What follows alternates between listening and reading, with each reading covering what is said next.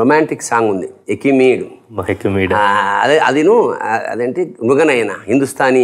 ఎకిమీడికి నేను కృతజ్ఞతలు చెప్పాల్సింది మాత్రం బాలకృష్ణకి. ఎందుకంటే నేను ఏం చేసినా దాన్ని ప్రోత్సహించేది కృష్ణ. మొట్టమొదటిసారి కృష్ణకి వచ్చేది ఏమిటంటే ఇది ఏమిటో అందరూ అడిగితే నేనేం చెప్పను.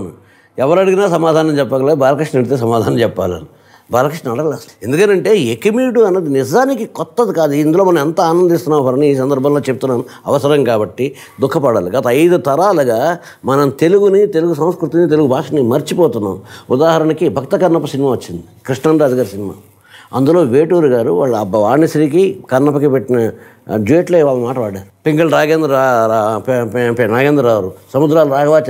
ఇది స్వచ్ఛమైన తెలుగు మాటలు. జానపదాల్లో వచ్చినప్పుడు, పౌరాణికాల్లో వచ్చినప్పుడు కూడా ఇప్పుడు చెప్పు దాని లిటరల్ ఉత్పత్తి అర్థం.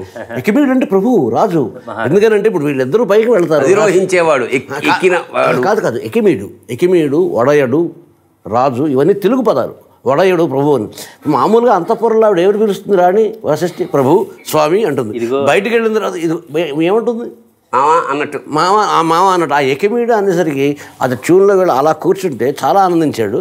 నాకు తెలుసు బాలయ్య చాలా తెలుసు. ఆయన మనం వెళ్ళగానే మొట్టమొదటి మనతో పలకరించేటప్పుడే సాధారణంగా భద్రం కర్ణేభి శృణయామదేవాహ అని ఉపనిషత్తులో పలకరిస్తున్నాడు ఆయన. అయ్యి బాబు ఈయనేంట్రా బాబు, ఇంత చాలా తెలిసిన వ్యక్తి అయినా. బుర్రా, నువ్వు ఈ సినిమా మొత్తంలో ది బెస్ట్గా నేను సాటిస్ఫాక్షన్ అయ్యాను అన్న సీను అంటే అన్నీ ఉన్నాయనుకో, అన్ని గొప్ప సీన్లే కాదనగా నువ్వు బాగా ఎంజాయ్ చేసింది.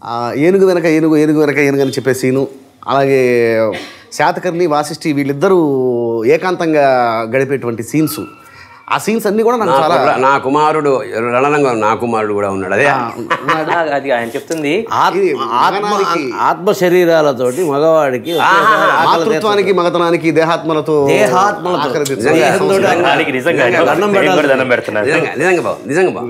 దానికంటే గొప్ప సీన్, చాలా గొప్ప సీను. నటుడు సరైన వాడు పడితే పండే సీన్.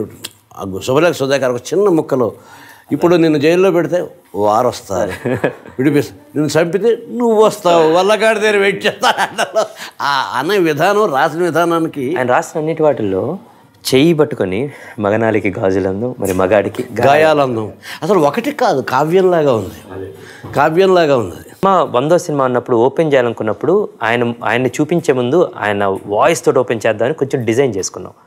దానికి సాయి గారు రాసిన సమయం లేదు మిత్రమా శరణమారణమే అది వచ్చినప్పుడు, దానికన్నా ముందు ఈ ఫస్ట్ టైటిల్స్ మీద ఆయన కన్నా ముందు సృష్టిలో మీ పేరుని అత్యంత అద్భుతంగా పిలిచేది అమ్మ కన్నా ఇంకా గొప్ప తర్వాతే భార్య అయినా ఎవరైనా. సో అందుకని ఫస్ట్ సినిమా స్టార్ట్ అవుతుంటే నాకు ఇంకో థాట్ వచ్చిందన్నమాట.